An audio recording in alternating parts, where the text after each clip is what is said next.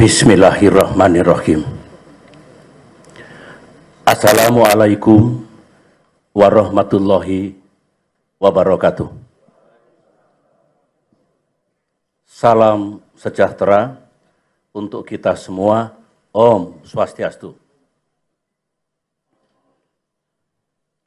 Para wartawan yang saya cintai, alhamdulillah hari ini kita dapat kembali berada di rumah Cikeas ini, rumah perjuangan kami, untuk saya dapat memberikan penjelasan melalui saudara-saudara untuk diteruskan kepada saudara-saudara kami, rakyat Indonesia, berkaitan dengan perkembangan situasi politik terkini.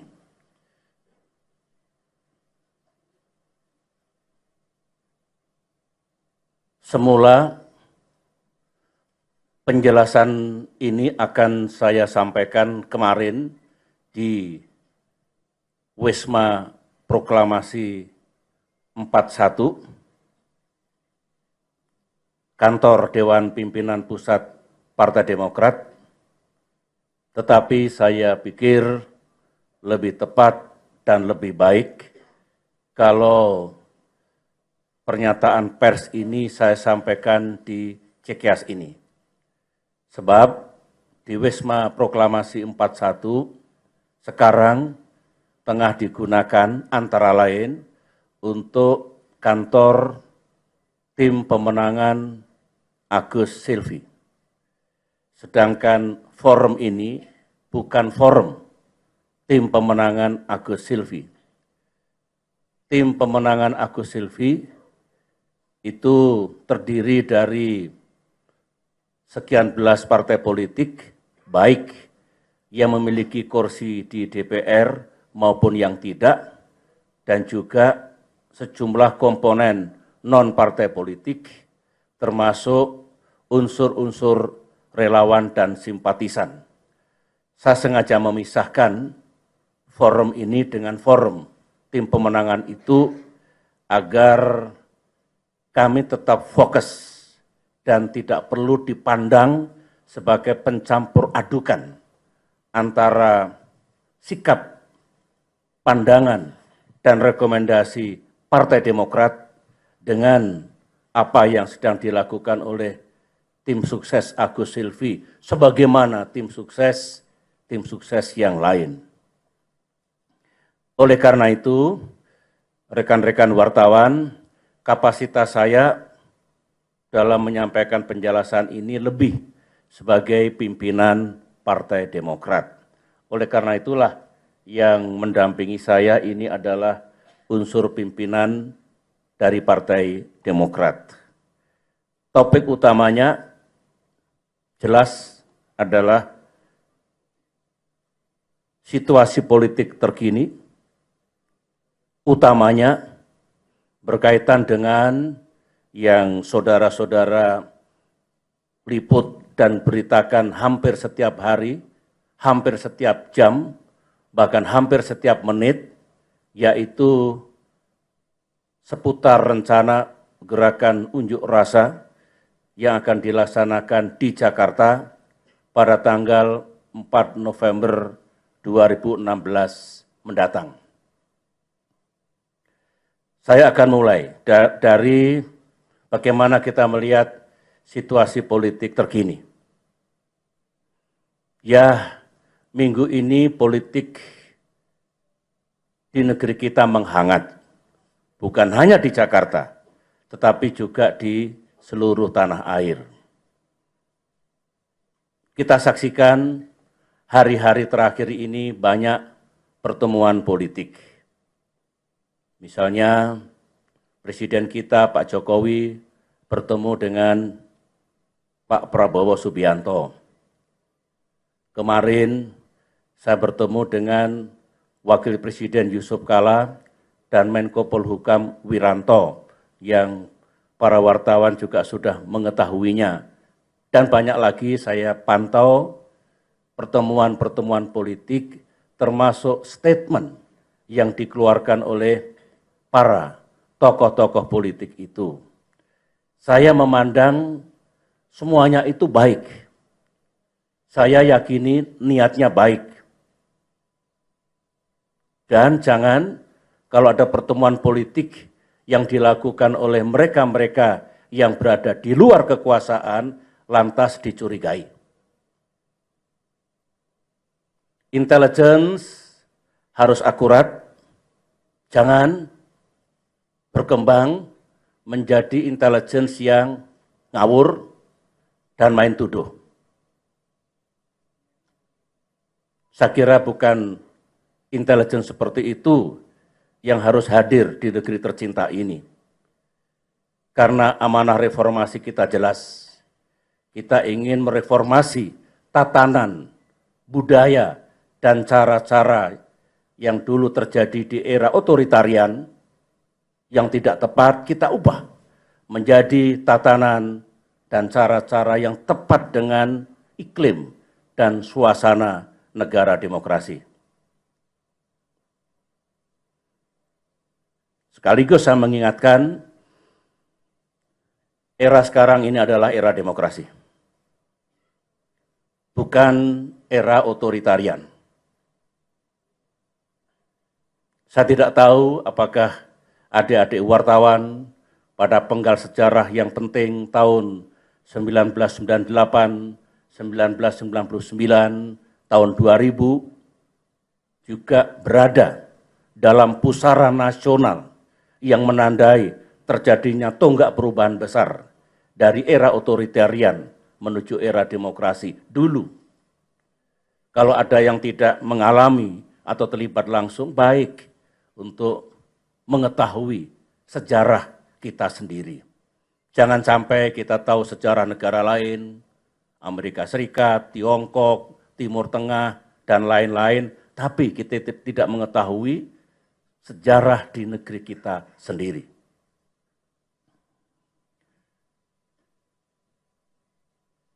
Masih berkaitan dengan situasi politik sekarang ini, saya juga menyimak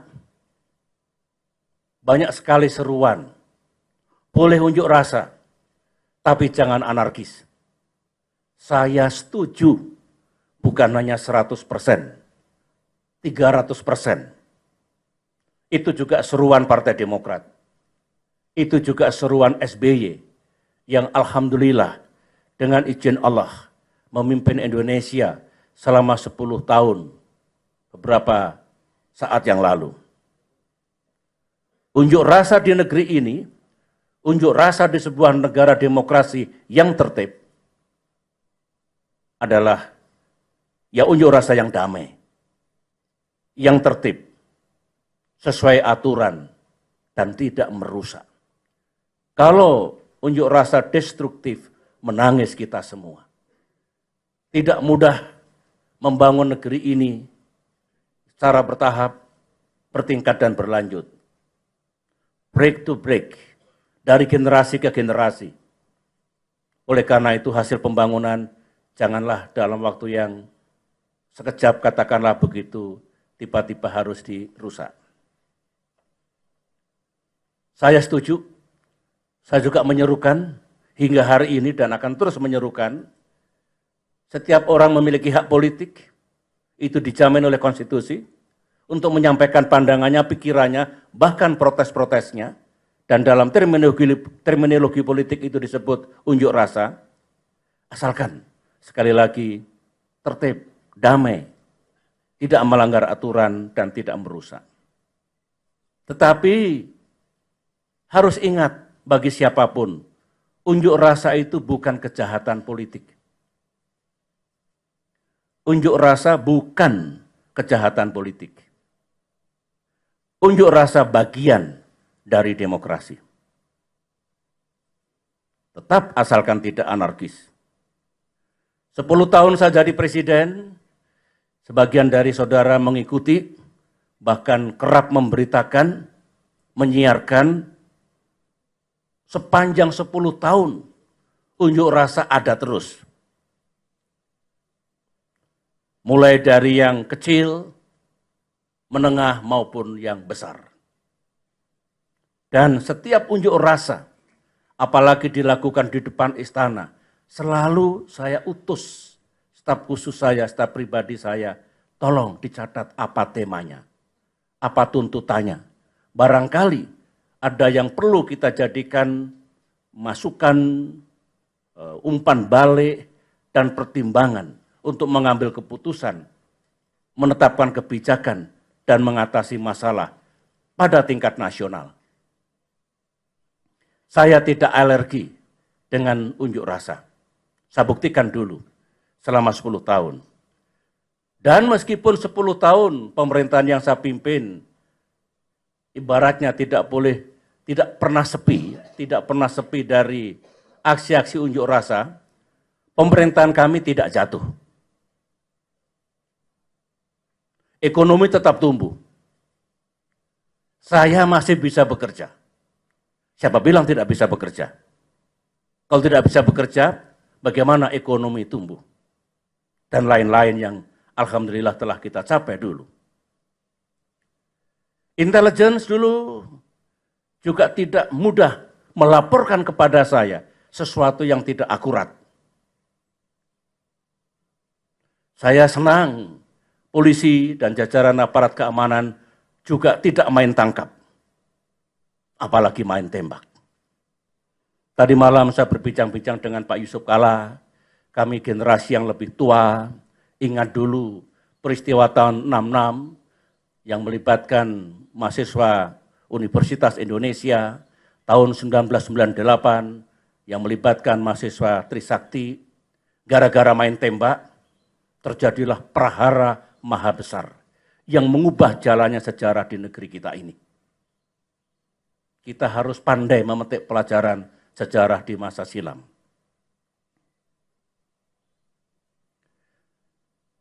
Dulu saya juga tidak pernah dengan mudah menuduh, mencurigai, menuduh. Ada orang-orang besar mendanai aksi-aksi unjuk rasa. Ada orang-orang besar menggerakkan unjuk rasa. Kalau dikaitkan dengan situasi sekarang, kalau ada informasi atau analisis intelijen seperti itu, ya, saya kira berbahaya. Menuduh seseorang, menuduh sebuah kalangan, menuduh sebuah partai politik melakukan seperti itu, pertama itu fitnah. Fitnah lebih kejam dibandingkan pembunuhan.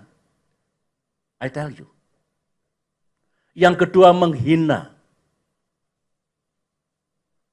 Rakyat bukan kelompok bayaran. Urusan hati nurani, tidak ada yang bisa mempengaruhi. Uang tidak ada gunanya. Apalagi kalau urusan akidah. Banyak di dunia ini mereka yang rela mengorbankan jiwanya demi akidah. Menfitnah orang yang dilaporkan itu, partai politik atau pihak-pihak yang dilaporkan itu atas nama analisis intelligence, sekaligus menghina.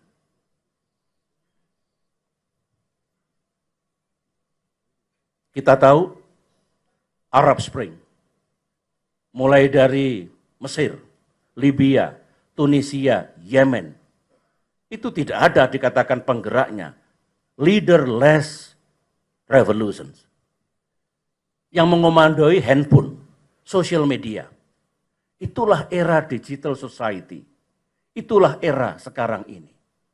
Jadi jangan tiba-tiba menyimpulkan ini yang menggerakkan, ini yang mendanai, seperti itu. Dalam menanggapi soal kemungkinan ada laporan yang tidak berdasar seperti itu, saya bukan orang yang sekedar bicara. Saya kumpulkan keterangan, saya korek apa yang ada dalam pikiran para penyelenggara negara, jajaran pemerintahan, beliau-beliau yang sedang mengemban amanah. baru saya bicara.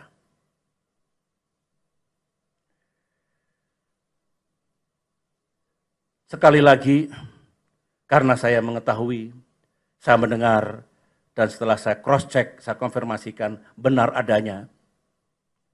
Mudah-mudahan yang saya dengar itu tidak benar.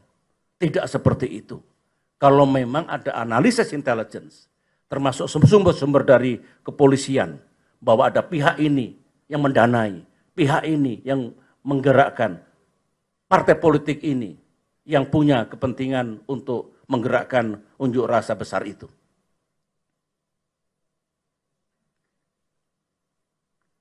Saudara-saudara, berbahaya jika di sebuah negara ada intelligence failure dan intelligence error. Ini istilah intelligence.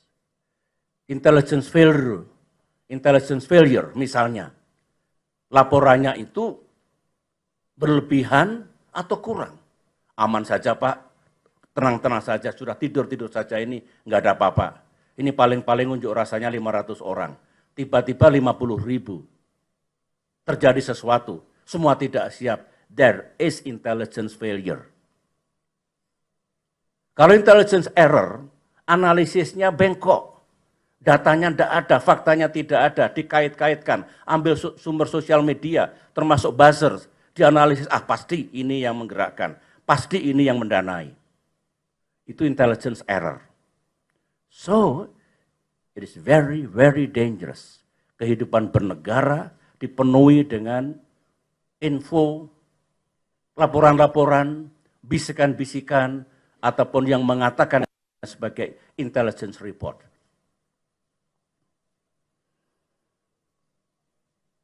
Saudara-saudara, sekarang saya akan menyampaikan pandangan, sikap, dan rekomendasi Partai Demokrat. Bagaimana sebaiknya kita semua menyikapi rencana gerakan unjuk rasa 4 November mendatang. Kita ini sering gaduh, gerusa-gerusu, panik, dan bertindak reaktif tak menentu. Sibuk, tapi value-nya tidak ada. Kita sering tidak tidur untuk melakukan banyak hal, untuk atasi masalah. Ternyata masalah tidak bisa diatasi.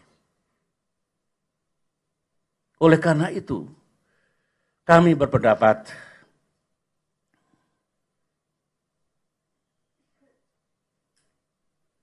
dengan apa yang terjadi, yang bergulir sekarang ini, dari hari ke hari, dari jam ke jam. Saya pantau, saya dengarkan, bagaimanapun unjuk rasa harus kita cegah.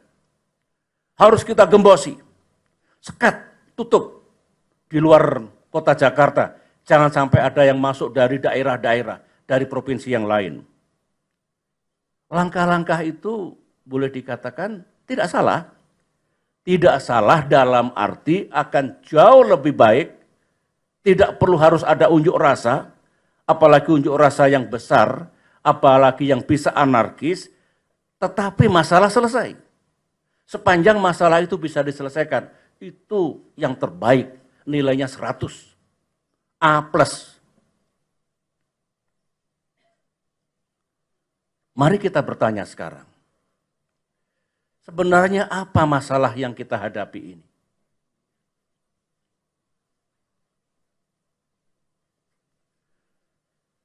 Apa masalahnya saudara-saudara dan kenapa di seluruh tanah air, bukan hanya di Jakarta, saya kira semua memantau, di Sumatera, di bagian Jawa yang lain, di luar Jawa yang lain, ya, rakyat melakukan protes dan unjuk rasa. Tidak mungkin tidak ada sebabnya. Mari kita lihat dari sebab akibat. Pasti adalah yang diprotes, yang dituntut. Tidak mungkin tidak ada. Ribuan rakyat berkumpul hanya untuk happy-happy, untuk jalan-jalan. Sudah lama nggak lihat Jakarta misalnya begitu. Barangkali karena merasa yang diprotes itu dan tuntutannya itu tidak didengar. Nah, kalau sama sekali tidak didengar, diabaikan, sampai lebaran kuda masih akan ada unjuk rasa itu. Ini pengalaman saya. 10 tahun memimpin dan banyak juga unjuk rasa. 5 tahun jadi menteri, Menko Polhukam juga saya dulu. Banyak unjuk rasa. Mari kita bikin mudah urusan ini. Jangan dipersulit.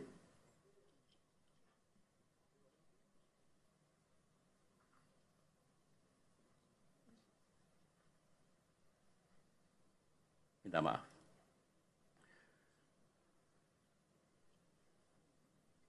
Sekali lagi, mari kita bikin mudah. Mari kita kembali ke kuliah manajemen dan metode pemecahan persoalan. Itu semester 1 yang kuliah di ilmu manajemen, ilmu kepemimpinan. Begini, Pak Ahok, Gubernur Jakarta Basuki Cahayapurnama, dianggap menistakan agama. Ayo, kita kembali ke situ dulu. Penistaan agama itu secara hukum tidak boleh dan dilarang. Kembali ke sistem hukum kita. Kembali ke KUHP kita. Di Indonesia sudah ada jurisprudensi, sudah ada preseden, sudah ada penegakan hukum di waktu yang lalu menyangkut urusan ini. Yang terbukti bersalah juga telah diberikan sanksi. Jadi, kalau ingin negara kita ini tidak terbakar oleh amarah para penuntut keadilan, jangan salah kutip, negara ini tidak terbakar oleh amarah para penuntut keadilan, Pak Ahok ya mesti diproses secara hukum. Jangan sampai beliau dianggap kebal hukum. Ingat, equality before the law. Itu adalah bagian dari nilai-nilai demokrasi. Negara kita negara hukum. Kalau beliau diproses, tidak perlu ada tudingan Pak Ahok tidak boleh disentuh. Bayangkan. Do not touch Pak Ahok. Bayangkan. Nah, setelah Pak Ahok diproses secara hukum, semua pihak menghormati. Ibaratnya jangan gaduh. Cegah tekanan dari manapun. Baik tekanan yang mengatakan, ini kepada penegak hukum ya, tekanan yang mengatakan, pokoknya Ahok harus bebas. Atau tekanan, pokoknya Agus ulangi. Pokoknya Gubernur Ahok harus dinyatakan bersalah. Tidak boleh, serahkan kepada penegak hukum. Apakah Pak Ahok tidak bersalah nantinya? Bebas.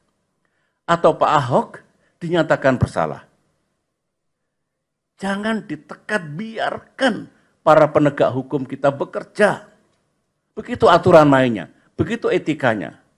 Nah, boleh rakyat mengikuti dan mengawasi proses penegakan hukum. Begitu. Berarti bola sekarang ada di penegak hukum. Bukan di jalan-jalan raya. Bukan di tangan Pak Jokowi. Bukan di tangan para pemimpin organisasi massa Islam. Bukan di Partai Demokrat, partai manapun. Bola sekarang ada di penegak hukum. Jutaan mata rakyat Indonesia memandang, mengikuti melalui media tradisional maupun melalui media sosial. Bahkan percakapan di lingkungan Polri, di lingkungan kejaksaan, di lingkungan pengadilan atau penegak para hakim, ataupun di jajaran pemerintahan di era keterbukaan dan di era digital society sekarang ini, dengan cepat menyebar. Hati-hati. Hati-hati. Nah, harapan Partai Demokrat, saya kira harapan rakyat juga begitu, penegakan hukum haruslah fair, transparan, dan adil. Jangan direkayasa. Jika proses penegakan hukum berjalan benar, fair, transparan, dan adil, dan tidak direkayasa, rakyat harus menerima apapun hasilnya. Pak Ahok bisa terbukti bersalah, sebaliknya Pak Ahok bisa juga terbukti tidak bersalah. Dengarkan kesaksian pihak-pihak yang patut memberikan saksi. Saksi ahli, siapapun, silahkan. Ayo kita mendidik diri kita semua dengan menghormati proses penegakan hukum. Hukum sebagai panglima, dengan catatan. Para penegak hukum amanah, menjalankan tugasnya dengan benar, tanpa tekanan dari siapapun. Harus kita terima apapun hasilnya. Setelah ada putusan pengadilan, mungkin ada yang puas, bukan mungkin, saya kira pasti ya. Ada yang puas, ada yang tidak puas. Nah, kalau tidak puas, ada aturan mainnya. Bisa naik banding. Pihak yang berhak untuk naik banding. Sampai ke kasasi, sampai ke PK. Ada aturannya, terbuka. Begitu. Itulah justice system yang harus dihormati dan dijalankan.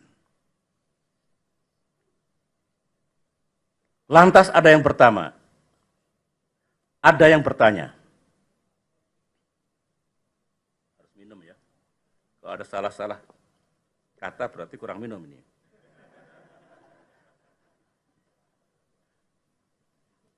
Inilah rekan-rekan wartawan, kalau di rumah sendiri agak bebas bicara ini. Baik, saya lanjutkan dulu. Ya, mungkin ada yang berkomentar begini. Nah, kalau begini berarti ada motif politiknya dong. Wong Pak Ahok ini sedang jadi calon gubernur, kok tiba-tiba harus dilakukan proses hukum. Berarti ada politiknya, berarti tidak fair, berarti mengganggu beliau untuk menjalankan tugas sebagai calon gubernur. Bukan sebagai gubernur.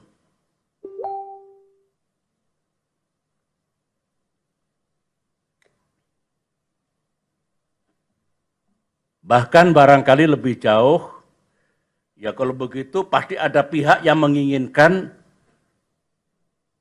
Pak Ahok tidak terpilih lagi jadi gubernur. Bisa dengar ini luar biasa nih. Mari kita lihat. Negara ini negara kita sendiri, bangsa ini bangsa sendiri, Jakarta ini Jakarta milik kita semua yang di Jakarta. Mari kita lihat dengan pikiran jernih.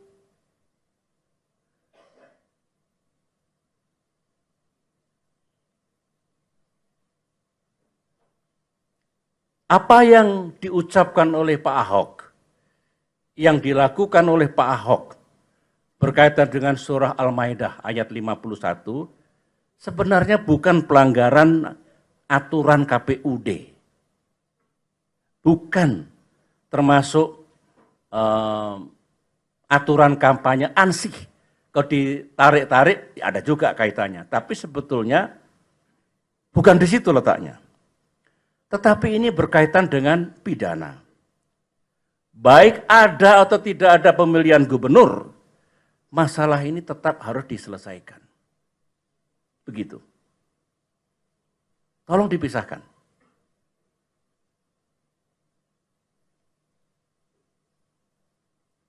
Dan kalau ada proses penegakan hukum, menurut pandangan saya, Pak Ahok tidak kehilangan statusnya untuk juga menjalankan kampanye menghadapi pemilihan gubernur DKI Jakarta yang insya Allah pemungutan suaranya akan dilaksanakan pada tanggal 15 Februari tahun 2017 mendatang. Saya pribadi, Partai Demokrat, berpendapat, tolong rekan-rekan wartawan, jangan dipenggal-penggal statement saya ini. Saya pribadi dan Partai Demokrat berpendapat pemilihan gubernur Jakarta mestinya tetap diikuti oleh 3 pasangan calon. Pak Ahok dengan Pak Jarot, kalau kita balik dari nomor urutnya, Pak Agus dengan Ibu Silvi, Pak Ahok dengan Pak Jarot, Pak Anies dengan Pak Sandi, 3 pasangan calon itu harus tetap diberikan kesempatan yang sama katakanlah untuk mengikuti kampanye ini. Biar ketiganya berkompetisi secara fair dan demokratis. Nanti rakyat Jakarta yang akan menentukan siapa yang menurut mereka paling tepat memimpin Jakarta 5 tahun mendatang. Hak rakyat, kedaulatan rakyat. Kami berpendapat tetap saja 3 calon. Yang penting harus dapat kita cegah terjadinya kecurangan atau kecurangan yang masif. Yang penting mereka-mereka yang harus netral, TNI, Polri, BIN, dan birokrasi harus benar-benar netral. Harus benar-benar netral. Harus benar-benar netral. Serahkan kepada rakyat. Saya kira pasangan Agus Silvi, pasangan Anies Sandi tidak bangga kalau Pak Ahok tidak bisa bersaing karena WO. Jangan biarkan ruang dan kesempatan untuk berkompetisi secara sehat.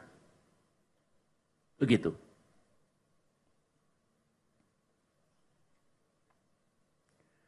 Saudara-saudara, itulah pandangan dan usulan sederhana dan tulus dari Partai Demokrat.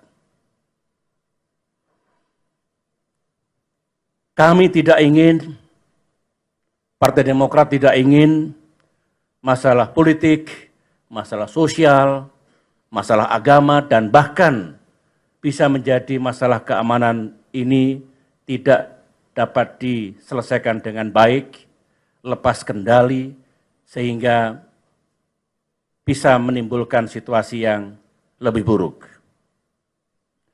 Kita ingin negara dan pemerintahan terus bekerja dengan baik. Kita ingin Pak Jokowi terus melaksanakan tugasnya dengan baik untuk kita semua. Jangan sampai saudara-saudara, 250 juta rakyat Indonesia nasib dan masa depannya disandera oleh urusan satu orang.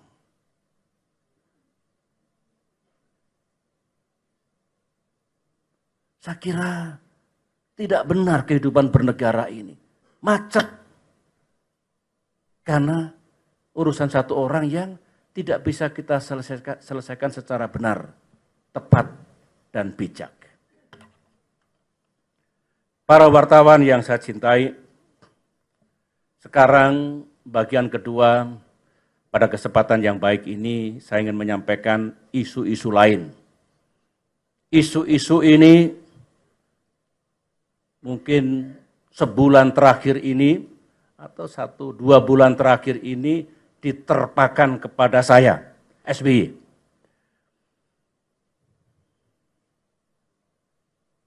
Pertama, tentang TPF Munir. Masih ada yang mengejar, mencari-cari, dan terus menimpakan kesalahan kepada SBY pribadi. Bahkan katanya SBY harus diperiksa oleh Jaksa Agung. Saya membaca statement Menko Polhukam Pak Wiranto, ditulis besar-besar di media massa, tidak ada instruksi Presiden untuk mengusut SBY dalam kaitan TPF Munir. 2 hari setelah itu saya menerima pesan dari jajaran Jaksa Agung bahwa pihaknya ingin bertemu dengan saya.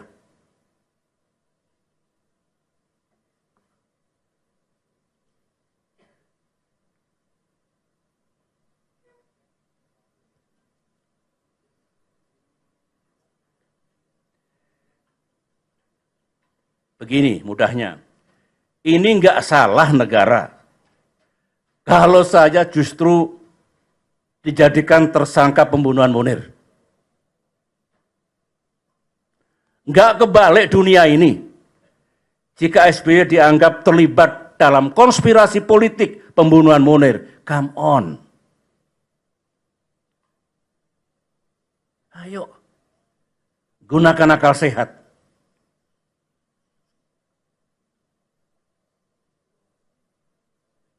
Semua punya akal sehat, rakyat punya akal sehat. Penegakan hukum menyangkut kasus meninggalnya almarhum Munir, aktivis HAM Indonesia, di era pemerintahan yang saya pimpin, utamanya yang dilaksanakan oleh para penegak hukum, sudah saya jelaskan terang benderang. Bapak Presiden Jokowi juga telah mengetahui rekomendasi TPF Munir, meskipun kopi pertamanya masih dicari disimpan di mana, tetapi kopi dengan isi yang sama juga sudah didapatkan dan kita serahkan kepada Mensesnek untuk dilaporkan kepada Presiden Jokowi apa rekomendasinya dan apa pula sesungguhnya yang sudah dilaksanakan oleh pemerintahan yang saya pimpin dulu. Bola ada di tangan pemerintahan Pak Jokowi. Sekarang ini, bola ada di tangan para penegak hukum yang sedang mengemban amanah sekarang ini. Kalau menganggap yang dilaksanakan oleh para penegak hukum di era saya dulu belum rampung, harus diteruskan, dilanjutkan, sepenuhnya hak beliau. Jangan digeser masalahnya. Kopinya mana, kopinya mana. Sudah dilegalisasi oleh mantan ketua TPF, Pak Marsudi Hanafi, dicocokkan juga dengan anggota TPF yang lain, ya itu isinya.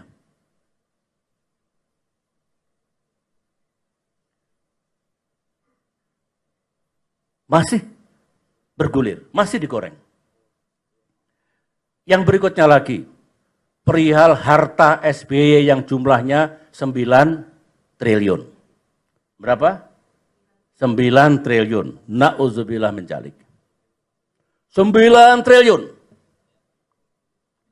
Kalau benar saudara-saudara, harusnya saya masuk dalam daftar 150 orang terkaya di Indonesia. Versi majalah Globe Asia. Ya. Belum lama dirilis. Pada tanggal ini tanggal 6 Agustus atau tanggal 8 Juni? Agustus ya, 2016. 150 orang terkaya di Indonesia. Mulai dari kekayaannya yang 14,8 miliar dolar Amerika Serikat. Berapa rupiah itu? Sekitar 160-165 triliun. Hingga yang nomor 150, 110 juta dolar Amerika Serikat, ini setara dengan 1,5 triliun. Mestinya SBY masuk di sini. Saya baca 10 kali nggak masuk.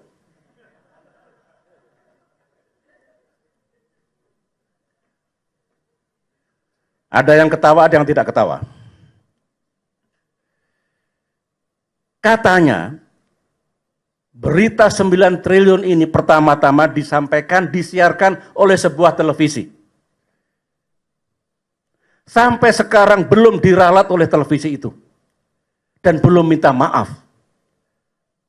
Tidak berarti saya akan segera melakukan somasi. Bukan. That is the fact. I am talking about the truth. Ada televisi, entah sengaja, entah diplesetkan, kekayaan SBY 9 triliun. Bahkan sekarang diviralkan, disebarluaskan. Tiap hari orang, Pak SBY, Bapak dihantam terus ini apa-apa. 9 triliun Pak gitu. Hingga sekarang terus disebarkan. Nah, terhadap ini, fitnah yang keji ini, kalau saya punya kekuasaan sekarang ini, era sekarang ini barangkali yang memberitakan berita bohong itu sudah terbirit-birit. Yang menyebarkan fitnah itu sudah ketakutan. Barangkali dalam waktu 3 hari sudah ketemu. Bareskrim sudah menemukan siapa. Pertama kali yang menyebarkan berita akhirnya menjadi viral. Dan pasti ditindak. Mimpi saya, my dream. Dan saya punya hak konstitusi untuk bermimpi. My dream. Mudah-mudahan mimpi saya ini tidak dilaporkan ke Presiden Jokowi. Misalnya mimpinya SBY itu mengganggu stabilitas nasional. Mimpi saya, siapapun, rakyat kebanyakan termasuk saya, jika difitnah oleh televisi dan pelaku sosial media melanggar hukum dan etika, itu juga mendapatkan perlakuan yang sama, perhatian yang sama. Teduh, justice for all, tidak tebang pilih. Karena keadilan bukan hanya monopoli yang sedang memegang kekuasaan. Semua. Termasuk saudara-saudara kita yang tidak bisa membayar pengacara, yang tidak berani melapor ke polisi.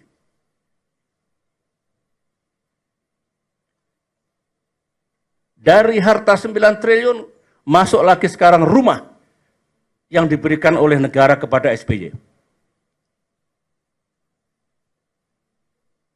Pemberitaannya luar biasa menyangkut ini. Lagi-lagi sebuah TV mengatakan luasnya 5.000 meter persegi. Ada lagi luas tanahnya 3.000 meter persegi. Kawan-kawan, teman-teman, saudara-saudaraku yang mendengarkan statement saya ini, mudah-mudahan tidak dipotong, tidak diedit. Oleh karena itu YouTube-nya segera di-upload nanti, biar mereka mendengarkan utuh ucapan saya ini. Menurut Undang-Undang Nomor 7 Tahun 1978,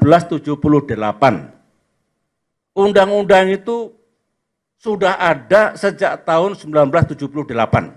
Bukan dibikin oleh SBY. Di era SBY, DPR dengan pemerintahan SBY, bukan. 1978, 1978. Salah satu bunyinya, mantan presiden dan wakil presiden, dulu bunyinya bekas. Bekas sekarang dianggap bekas barang atau rosokan, sekarang mantan.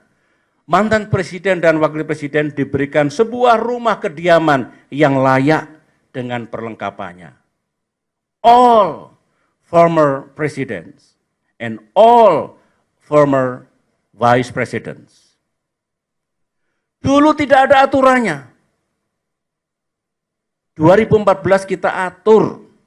Misalnya, kalau sebelumnya ada pejabat yang punya luas tanah 3.000 meter persegi, 4.000 meter persegi, bangunannya 2 kapling, 3 kapling, kita atur. Kita atur di era saya dulu, luasnya maksimal 1.500 meter, tanahnya 1.500 meter persegi, 1.500 meter persegi. Dan yang diberikan oleh negara kepada saya jumlahnya kurang dari 1.500 meter persegi. Bagaimana 5.000 meter? No guilty feeling. Tenang, bahagia menyebarkan berita seperti itu. Saya tidak tahu by design or by chance. Saya juga tidak tahu ketika Sekretariat Negara mengumumkan, ya kami sudah menyerahkan rumah kepada mantan Presiden SBY, dijelaskan nggak yang lain juga terima? Jangan-jangan dikira hanya saya yang dikasih.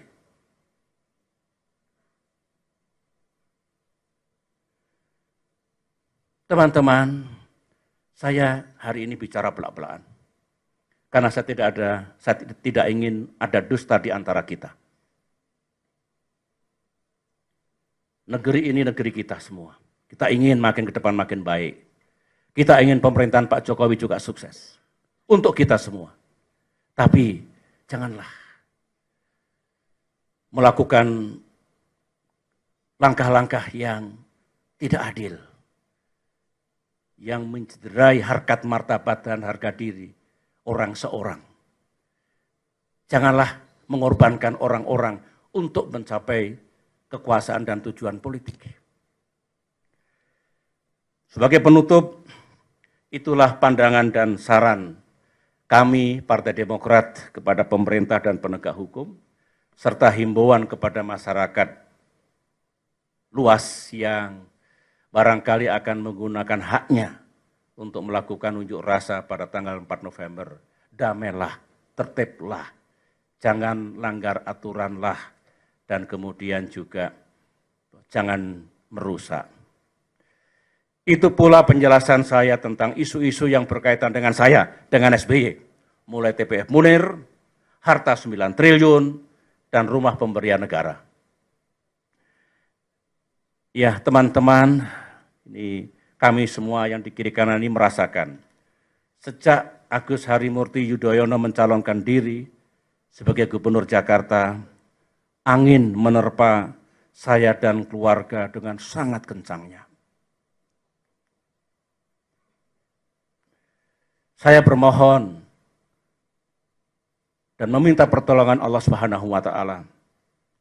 Semoga Agus Harimurti Yudhoyono yang menggunakan hak konstitusionalnya untuk ikut berkompetisi dalam pemilihan Gubernur Jakarta tidak dianggap sebagai ancaman terhadap keamanan nasional.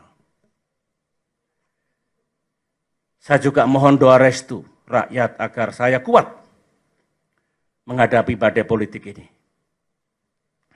Terima kasih rekan-rekan, saya tidak membuka Q&A supaya tidak bias dan saya kira cukup jelas apa yang saya sampaikan pada kesempatan hari ini. Terima kasih, semoga rekan-rekan wartawan selalu dibimbing oleh Tuhan Yang Maha Kuasa, sukses dalam menjalankan tugas yang tidak ringan. Wartawan mengemban tugas suci, tugas mulia untuk demokrasi kita, untuk masa depan negara kita. Wassalamualaikum warahmatullahi wabarakatuh.